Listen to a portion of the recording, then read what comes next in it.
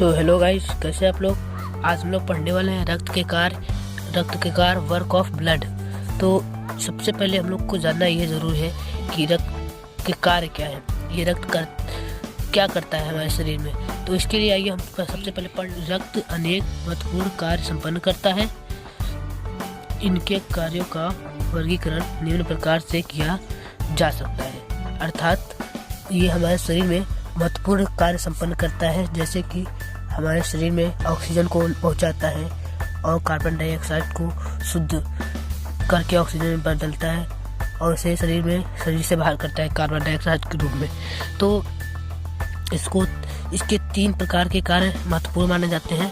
पदार्थ का परिवहन पहला है दोस्तों, पदार्थ का परिवहन, और दूसरा है रक्त के रक्षात्मक कार्य, ये भी दूसरा है, और तीसरा पॉइंट है रक्त के नियामक कार्य। तो सबसे पहले हम इसको समझते हैं कि पदार्थों का परिवहन कैसे होता है हमारे शरीर में, रक्त क्या करता है कि। तो सबसे पहले इसका पहला पॉइंट है कि रक्त श्वसन सतह से ऑक्सीजन को शरीर की प्रत्येक कोशिकाओं तक पहुंचाता है। तो दोस्तों ये हम अपने मुंह से सांस लेते हैं, तो सबसे पहले ये हमारे कोशिकाओं में पहुंचाने के कार्य कौन करता है दोस्तों, ये रक्त ही हमारे कोशिकाओं में सांस को पहुंचाने का कार्य करता है। तो अगला पॉइंट की तरफ बढ़ते हैं।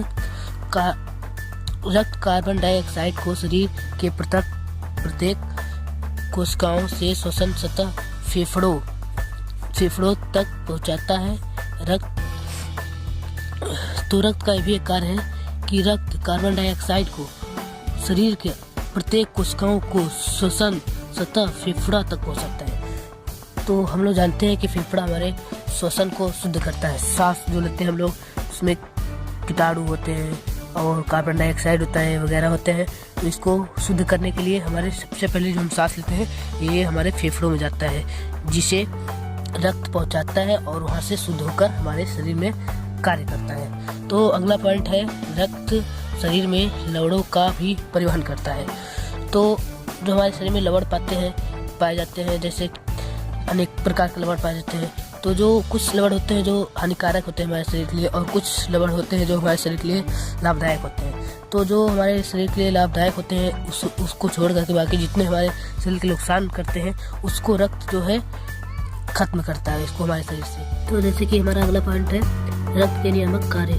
तो रक्त ऊतक द्रव का पीएच को एक साथ बनाए रखने में सहायक है, अर्थात कि रक्त जो है हमारे शरीर में जो नमी होती है, जैसे कि लोग कहते हैं कि हमारे शरीर में पानी की कमी है, ये सब बताते हैं। तो उसमें वो पानी पीने या ना पीने से कोई मतलब नहीं होता है। इसमें जो है जो रक्त की कमी होती है उसी के कारण सब ये पानी की कमी होती है।